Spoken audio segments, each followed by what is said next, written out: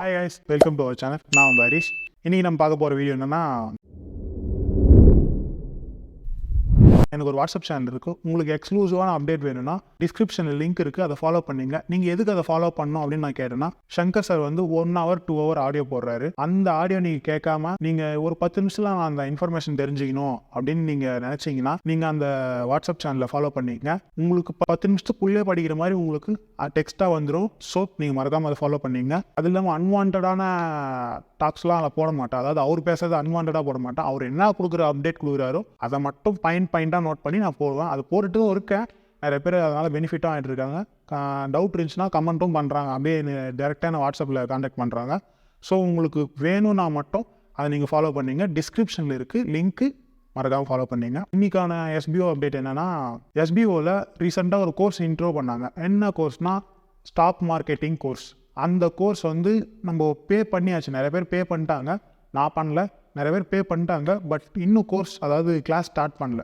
அந்த கிளாஸ் எப்போ ஸ்டார்ட் ஆகும் அப்படின்ட்டு நிறைய பேர் கேட்டுட்ருக்காங்க. அதுக்கான அப்டேட்டாக நேற்று அப்டேட் கொடுத்தாங்க.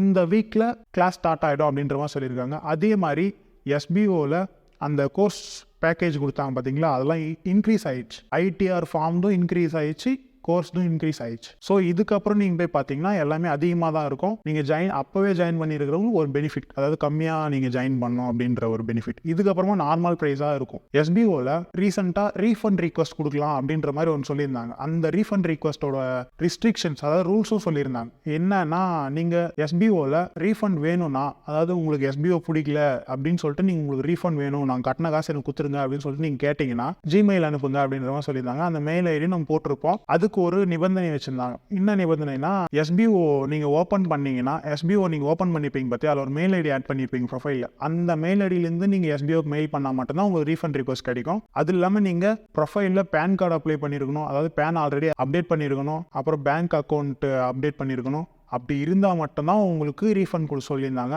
இப்போது நீங்கள் மெயில் அனுப்பியிருந்தாலும் நீங்கள் எஸ்பிஓ ஐடி போட்டு அனுப்புனா மட்டும்தான் உங்களுக்கு உங்களுக்கு ரீஃபண்ட் கிடைக்கும். புரியுதுங்களா? எஸ்பிஓவில் கொடுத்த ஜிமெயில் ஐடியில் நீங்கள் எஸ்பிஓ ஐடி கரெக்டாக போட்டு ரீஃபண்ட் எங்களுக்கு வேணும் அப்படின்னு சொல்லிட்டு நீங்கள் மெயில் பண்ணீங்கன்னா உங்களுக்கு ரீஃபண்ட் கிடைக்கும் அப்படின்ற மாதிரி சொல்லியிருந்தாங்க. அந்த ரீஃபண்ட் ரிக்வஸ்ட் எவ்வளோ வந்திருக்கு அப்படின்னு பார்த்தா, கரெக்டாக அனுப்புறதுன்னு பார்த்தா ஒரு 101 ரீஃபண்ட் ரிக்வஸ்ட் வந்திருக்கு அப்படின்னு சொல்லியிருந்தாங்க. இந்த 101 கரெக்டாக அப்படின்னு கேட்டால் அவங்க செக் பண்ணிட்டு நாங்கள் சொல்கிறோம் அப்படின்ற மாதிரி சொல்லியிருக்காங்க. அந்த 101 மெயில் ஐடியில் கரெக்டாக அனுப்பியிருக்காங்க. பட் எஸ்பிஓ ஐடி கரெக்டாக இருக்கா அப்படின்றத இதுக்கப்புறம் பார்க்க போகிறாங்களாம். இந்த ரீஃபண்ட் வாங்குறவங்க அகெயின் எஸ்பிஓவில் ஜாயினே பண்ண முடியாது. அதை நம்ம இன்னொரு ப்ரீவியஸ் வீடியோவில் போட்டிருப்போம். அந்த வீடியோ நான் ஐ பட்டனில் கொடுக்குறேன். அந்த வீடியோ என்னன்னு பார்த்து தெரிஞ்சுக்கங்க. எஸ்பிஓவில் சர்டிஃபிகேட், பிரைவேட் லிமிட்டடில் சர்டிஃபிகேட் கிடைக்காததுக்கு காரணம் என்னன்னா, எஸ்பிஓன்றது தான், அதாவது ஸ்கூல் ஆஃப் பிஸ்னஸ் ஆர்கனைசேஷன் சொல்லிட்டு வச்சுருக்காங்க பார்த்தீங்களா. இந்த ஆர்கனைசேஷன்றது தான் பிரச்சனை. ஆர்கனைசேஷன்னா ஒரு குழுமம், திரண்ட குழுமம் அப்படின்ற ஒரு மீனிங். அது அதனால school of business organisation private லிமிட்டட்னு கொடுக்க மாட்டோம், அந்த ஆர்கனைசேஷன் மட்டும் வேற மாத்திங்க, ஓலே வேற மாத்திங்க அப்படின்ற மாதிரி சொல்றாங்க. பட் ஆனால் எஸ்பிஓ நாங்கள் ஸ்கூல் ஆஃப் ஆர்கனைசேஷன் மட்டும் தான் வைப்போம், நீங்க கொஞ்சம் அதை பார்த்து கொடுங்க அப்படின்ற மாதிரி 3 டைம் அப்ளை பண்ணியிருக்காங்க. ஒரு டைம் அப்ளை பண்ணாலும் 10 days டைம் இருக்குதான்.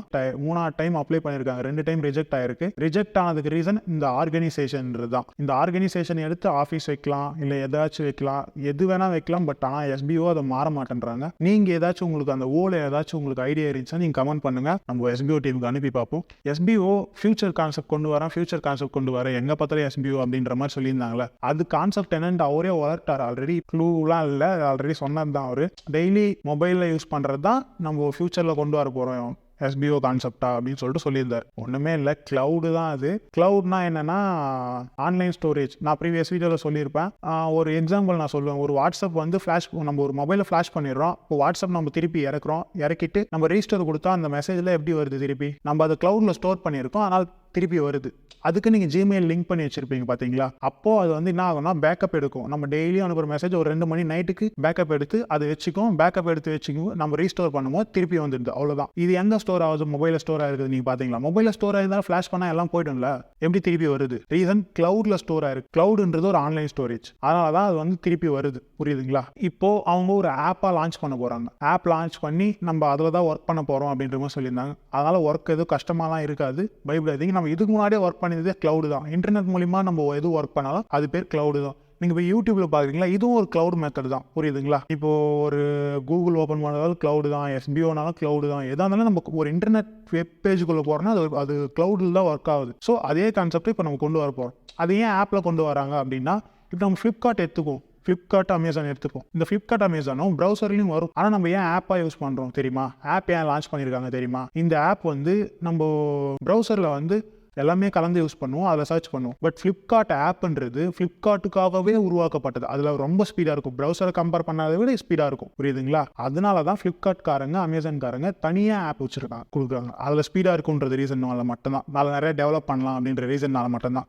அது மாதிரி தான் இப்போ எஸ்பிஓவும் ஆப் கொண்டு வரப்போகுது, நிறைய டெவலப் பண்ணி. ஒரு ஆப் டெவலப் பண்ணுறதுக்கு 45 days உள்ள சாத்தியமா அப்படின்னு கேட்டால் எனக்கும் டவுட் தான். பட் எவ்வளோ சீக்கிரம் கொண்டு வர போகிறாங்கன்றது தெரியல. எனக்கும் அது கொஞ்சம் ஆர்வமாக தான் இருக்குது. பட் லேட்டாக வாய்ப்பு இருக்கும்னு எனக்கு ஒரு டவுட்டாக இருக்குது. பட் இதுக்கு முன்னாடியே இருந்து அவங்க டெவலப் பண்ணியிருந்தாங்கன்னா இப்போது சீக்கிரமாக முடிக்கிறதுக்கான சாத்தியம் இருக்குது, புரியுதுங்களா? அதனால் பயப்படாதீங்க. எஸ்பிஓ ஒர்க்கும் பெருசாக இருக்காது. இதுக்கு முன்னாடி நம்ம எப்படி ஒர்க் பண்ணியிருந்தோமோ அந்த மாதிரி தான் இருக்கும். எஸ்பிஓ க்ளவுடுன்னோடனே நீங்கள் பயந்துடாதீங்க. எஸ்பிஓ க்ளவுட்னா அது ஒன்றும் இல்லை, ஒரு ஆன்லைன் ஸ்டோரேஜ், அவ்வளவுதான். இதுக்கு முன்னாடி நம்ம எப்படி ஒர்க் பண்ணியிருந்தோமோ அதே மாதிரி தான் ஒர்க் பண்ண போறோம். இப்பயும் எஸ்பிஓ ரொம்ப ஓவர் ஸ்ட்ரெஸ்ஸாலாம் இருக்காது, இதுக்கப்புறமும் கரெக்டாக தான் வரும். அதனால ஆப்பும் சீக்கிரமா லான்ச் பண்ணிடுவாங்க, நம்புவோம். ஓகே, இந்த வீடியோ யூஸ்ஃபுல்லாக இருந்துச்சுன்னா லைக் பண்ணுங்க. இது லைக்கே வரதில்ல பார்ப்போம், லைக் பண்ணி மட்டும் விட்டுருங்க. அப்போ தான் நிறைய யூஸ்ஃபுல்லான நியூஸ்லாம் ஷேர் ஆகும், புரியுதுங்களா? ஏதாச்சும் டவுட்ஸ் இருந்துச்சுன்னா கமெண்ட் பண்ணுங்க. நம்ம சேனலை மறக்காம சப்ஸ்கிரைப் பண்ணுங்க. பெல் ஐக்கான் ஆல்ல போட்டால் ரெகுலர் வீடியோஸ் உங்களுக்கு வரும். அப்புறம் வாட்ஸ்அப் சேனலை மறக்காம ஃபாலோ பண்ணிங்க, டிஸ்கிரிப்ஷனில் இருக்கு பாருங்க லிங்க். ஓகே, வீடியோ முடிச்சுக்கலாமா? பாய்.